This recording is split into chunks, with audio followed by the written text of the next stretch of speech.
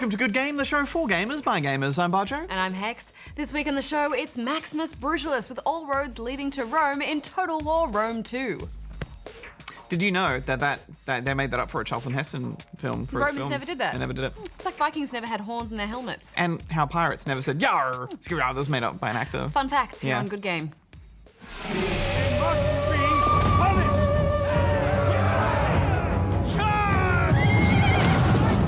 Plus, the Vita finally gets a shooter that's worthy of its hardware with Killzone Mercenary. Yourself. No sign of anything here. More guards will be on their way. You're dead, man. Things get weird and a bit sexy in Suda51's Killer is Dead. It's awfully quiet. I don't hear any screams. But something smells fishy. Literally. What a horrible odor. Plus more Tiny Power, and Goose sinks to new depths to bring us his latest postcard. But before all that, can you guess the game for this week?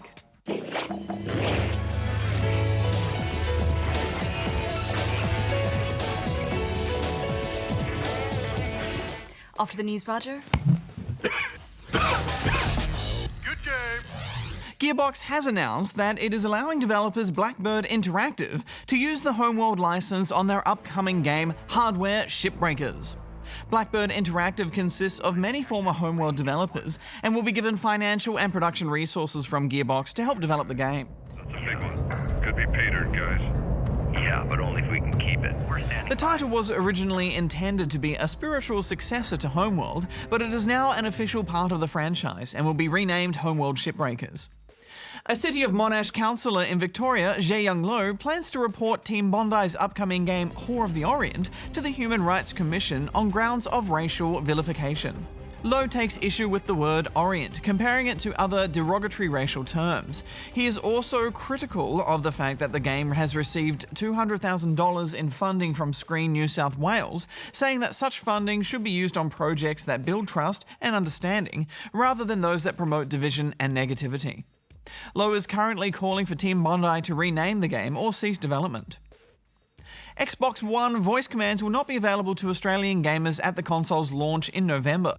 Voice commands, one of the key features of the new Kinect, will only work in specific territories to begin with, namely the US, UK, Canada, France and Germany. Australia is one of the only English-speaking countries affected that will have to wait for the function to be enabled in a later system update. And now over to the eSports desk. After 7 weeks of fighting against 40 teams, Australia's top 8 Call of Duty 4 PC teams qualified for the Cyber Gaming Professional League Winter COD Championships final. A full weekend of grueling search and destroy matches in first to 15, best 2 of 3 bouts led to a climactic tussle between old rivals Frenetic Array and Team Exile 5.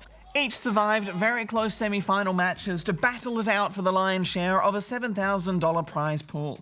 Confident after defeating Exile 5 in last year's final, Frenetic Array overcame Exile 5's defensive and strategic play once again, winning with aggressive pushes combined with skillful individual shots to take down the championship 2-1.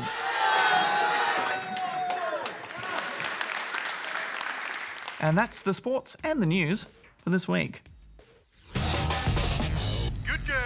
When the Vita first came out, I thought, hex, finally we have a portable console with decent enough controls and 2 thumbsticks that can do first-person shooters justice. And we thought we'd see a flood of shooters come out for the device, but sadly we've had your usual half-baked, cut-down affairs. This all changes with Killzone Mercenary. Go.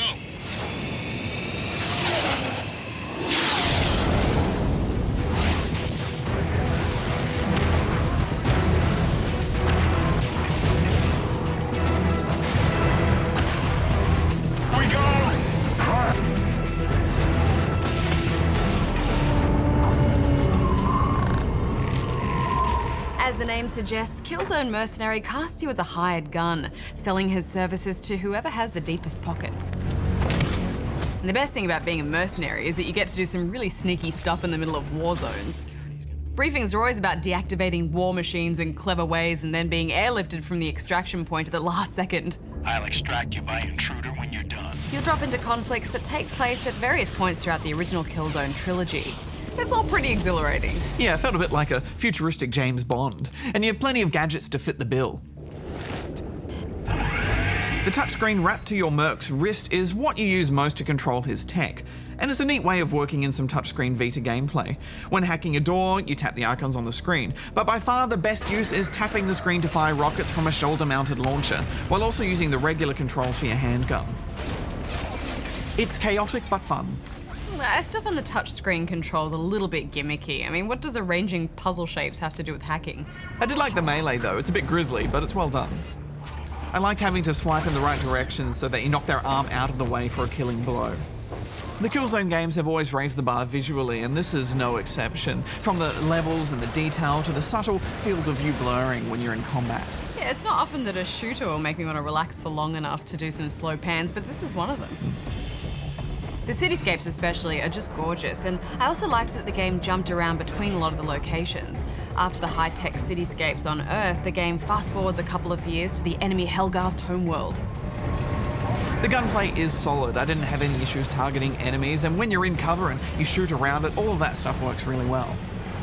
The core gameplay is still familiar territory though. It feels like a mishmash from other shooters actually. There's the wingsuit sequence from Call of Duty, the bearded guy from Medal of Honor, and the jump on a turret and protect your buddy bit, which is basically from every shooter ever.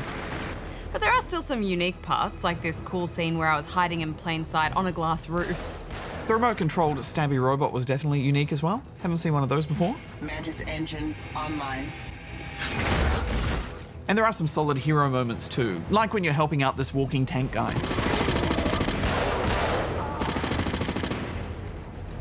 Another thing I liked is that you really did need to be thoughtful about your weapons. You can only carry 2 guns at a time, and you can't pick up enemy guns, so this means that you really have to think about which 2 guns balance each other well. For me, my go-tos were this rapid-fire sniper rifle backed up with a shotgun for close encounters. And they packed quite a bit of content into this game.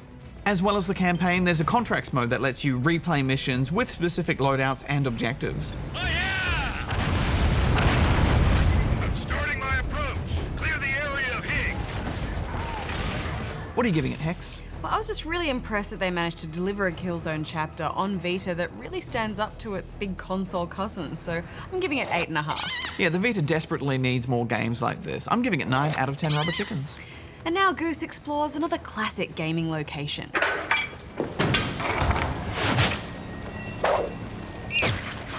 It's dark, it's dank, it smells awful, and I'm pretty sure there's something crawling up my leg. Ugh.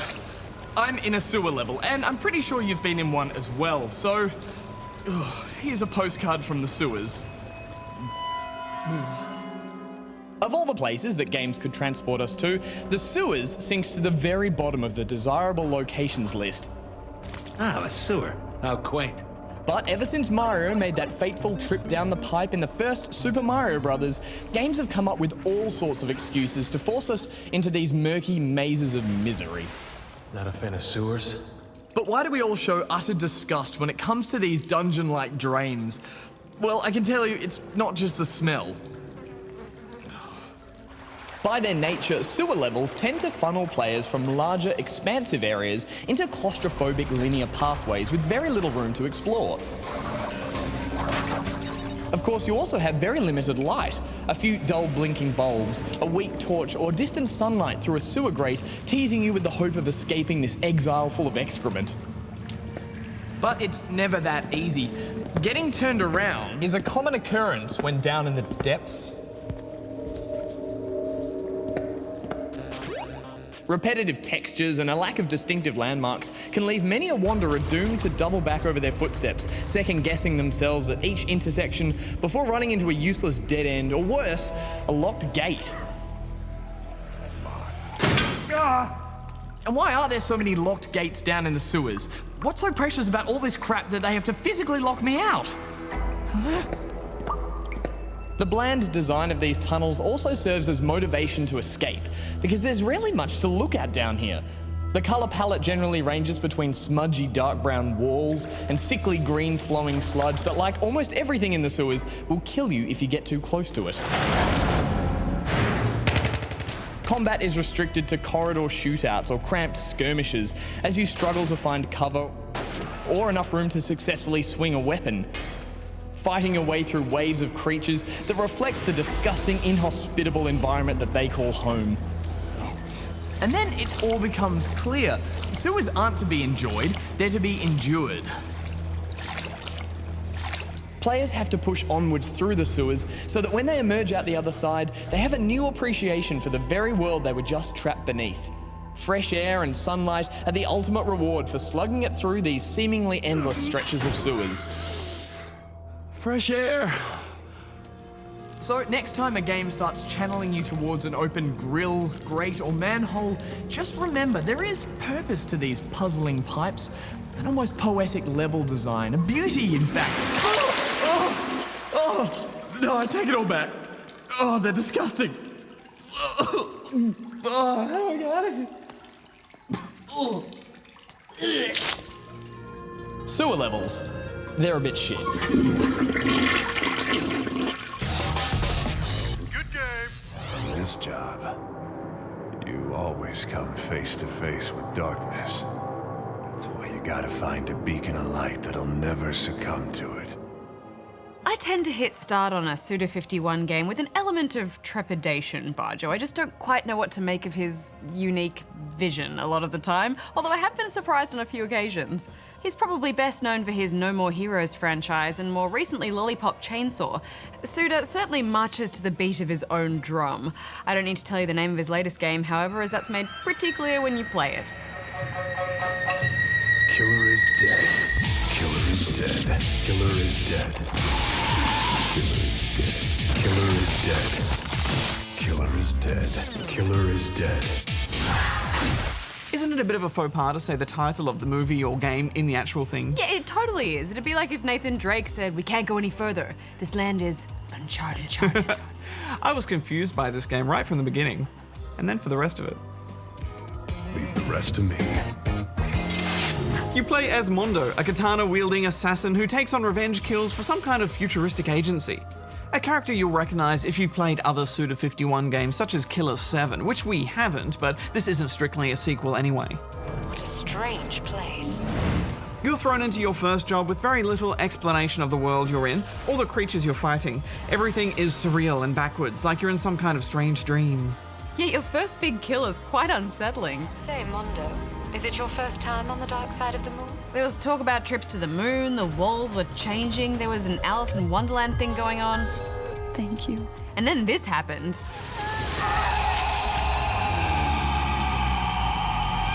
I mean, whatever, I killed it, but honestly a bit of exposition would have been nice. I had no idea what was going on. There is a sense of that noir-like mystery that's trying to be created, but really I just found it confusing. Not to mention all of the characters are awful. Suda51 is kind of known for his misogynistic approach to female characters, and this is probably the best example of that. Every single female character in this game is vapid and over-sexualized, or just painfully annoying. If you're gonna throw a tantrum, do it later. Yeah, there are even a bunch of challenges where you're supposed to essentially meet with a woman and try and fill up a horny meter in your brain by perving on her without her noticing your lecherous intentions. Don't stare at me so much. You're making me blush. Then keep her satisfied by buying her presents in between each round. Oh, you make me so happy. The challenges are optional, but if you just try and get along with the main story and ignore them, then the women keep popping up to remind you how sad and lonely they are waiting for your return. You haven't forgotten about me, have you? I can't wait to see you. Your main partner from the agency was slightly better. She seemed kind of cool. She rides a motorbike, but then halfway through one of the missions, she calls you up to tell you that she really likes jewelry and would quite like it if you bought her something at some point. So I think that just sums up Suda51's approach towards women in general.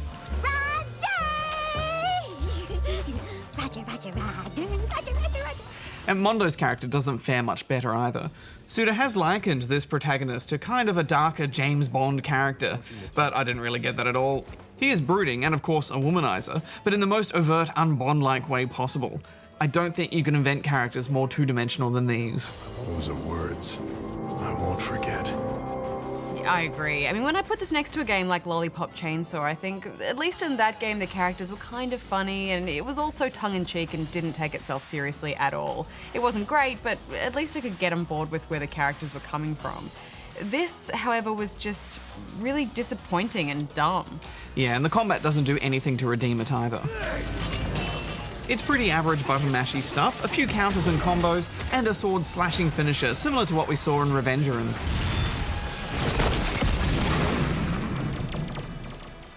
But the enemies you're fighting are all the same, and for the first third of the game, you don't even know what they are or why you're fighting them.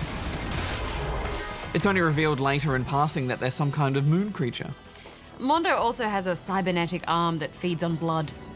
And when charged with enough of it, it can transform into various objects like a gun, or its most exciting trick, transform into a normal hand to unlock doors. You get blood upgrades from kills and can also increase your blood level by completing challenges for this chick. I want to see that wild style of yours. Yeah. Why must you cause so much trouble? Bajo, I hated the combat, but worse, the level design was just appalling. Area after area of bland, samey rooms with such little thought put into them that it was almost laughable. What was that? On a positive note, I thought the art style was at least quite interesting.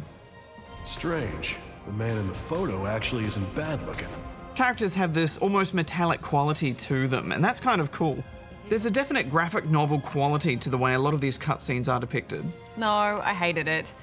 I mean, the art was cool, I guess, but the animation was awful. Everyone just looked like shiny mannequins. I found it hard to find anything likable about this game. Was there nothing you liked? Nothing at all? I liked the loading screens.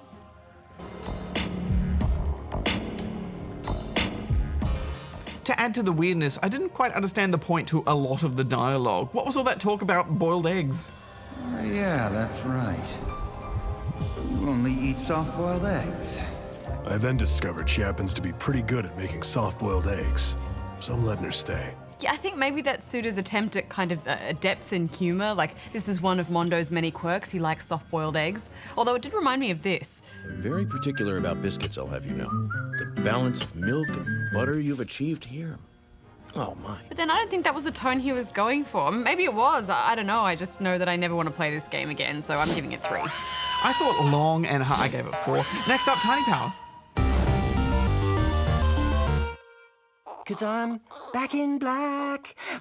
Okay, Squirt's asleep. Let's do this. No! He's got no pants on. Bags, hang on. Why do you get to go first? You've seen me in Black Ops Zombie mode. I rule. Yeah, but I'm better at Survival Crisis Z. Never heard of it. I killed both of you in DayZ and stole your beans. I've got Plants vs. Zombies on my telephone. But I finished Left 4 Dead, Dead Island, The Walking Dead, and Dead Rising. Shall we, my darling? We shall. Take that in the face!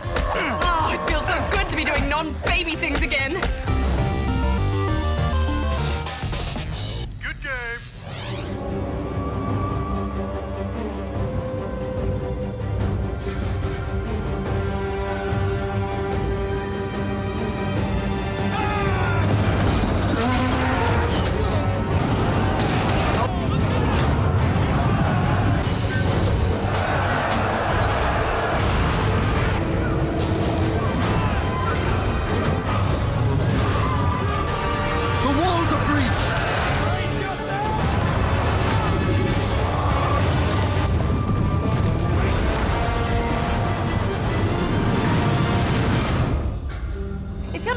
With the Total War games, then you're missing out on some of the deepest strategy gaming around. Yes, and if you've never tried Total War, Rome 2 is a great place to start because it is easily the most refined Total War game yet. Although we do say that every time there is a new Total War game. Yeah, we do, but I think this is the biggest revamp the series has seen in a while. In fact, the list of changes and improvements is so long, I don't think we'll be able to get through them all, but we'll try and touch on some of the major points.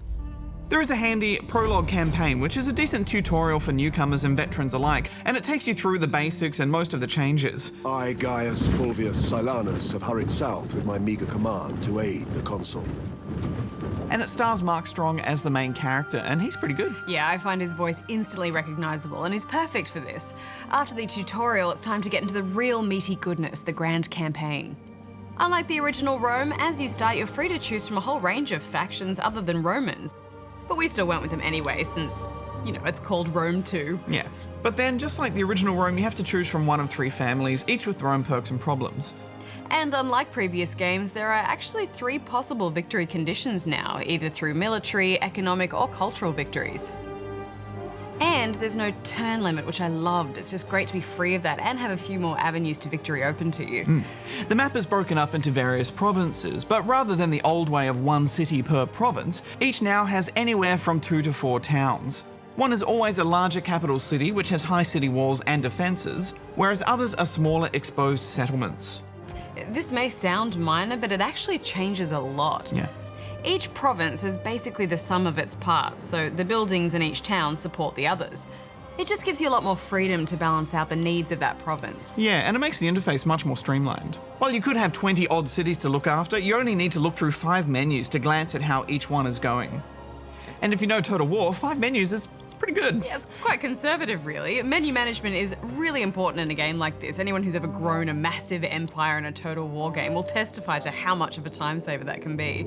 Also, all the buildings are helpfully color-coded, pink for culture, green for food, that kind of thing, so it's much easier to see what's going on in each province.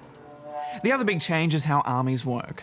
Now you have to raise a general and then use the general to recruit units. And there are a limited number of generals you can field depending on how big your empire is. So you only ever have a few major armies to worry about. Also, as your armies fight, they rank up and gain some solid bonuses. So even once your general dies, your fighting force remains seriously tough. Yeah, and to balance out the limited armies, each town can field a fairly substantial garrison force if it gets attacked. So now you don't have to worry about having little armies everywhere eating away at your finances, leaving you free to focus on the big picture strategies. Navies have also had some big changes. Just like armies, you need to raise an admiral and then recruit ships through him.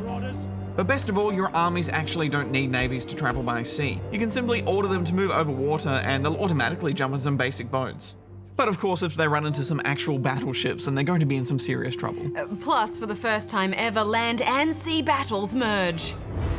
You can assault a port through sea and land your forces on the coast. It also means navies just aren't limited to blockading anymore, but can actually capture cities on their own. Well done. Having said all that, I do find the naval combat a bit hard to handle. It's just not as much fun as the land battles. I don't know, it's kind of cool watching all the boats ram into each other.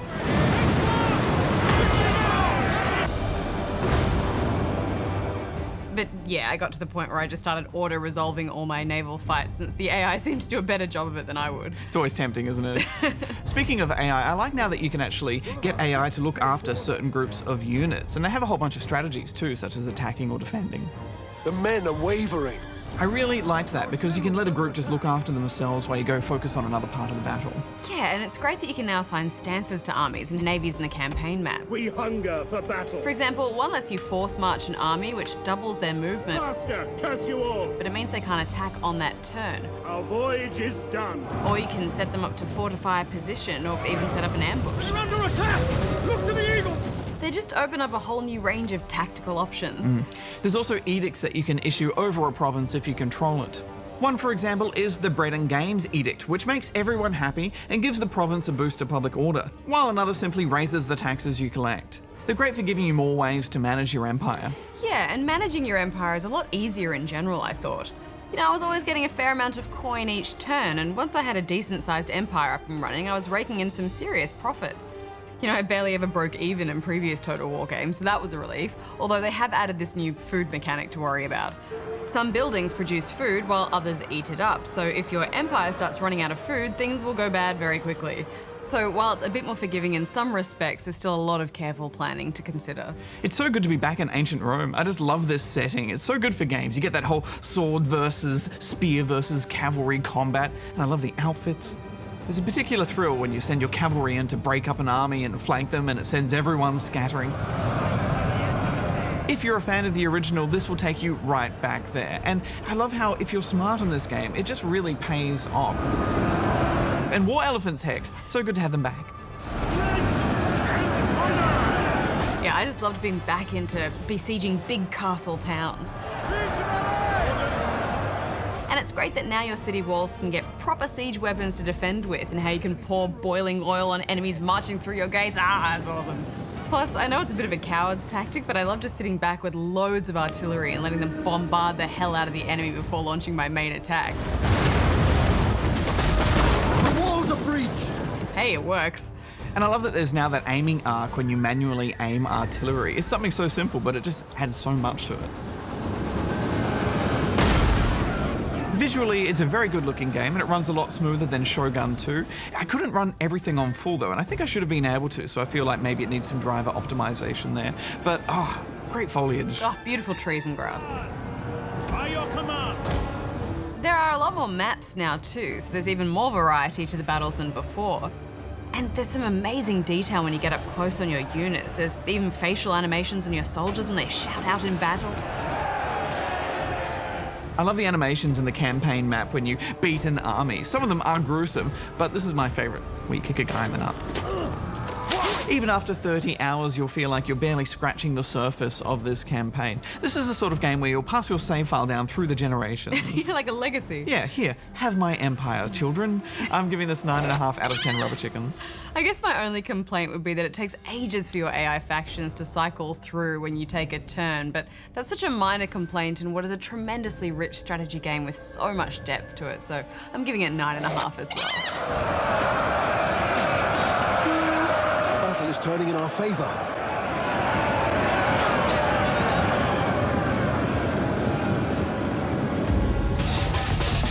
Good game. So did you guess the game for this week? It was the Japanese exclusive title, The Silver Case. Released in 1999, you investigated a series of mysterious murders in an area known as the 24 Districts from two different points of view.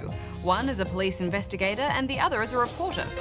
And it's our Guess the Game as it was developed by Grasshopper Manufacture, who also brought us this week's Killer is Dead. Next week, we have a look at the weird and wonderful world of Final Fantasy XIV Online, A Realm Reborn. And over on Spawn Point this weekend, it's T-U-R-T-L-E Power with Teenage Mutant Ninja Turtles Out of the Shadows.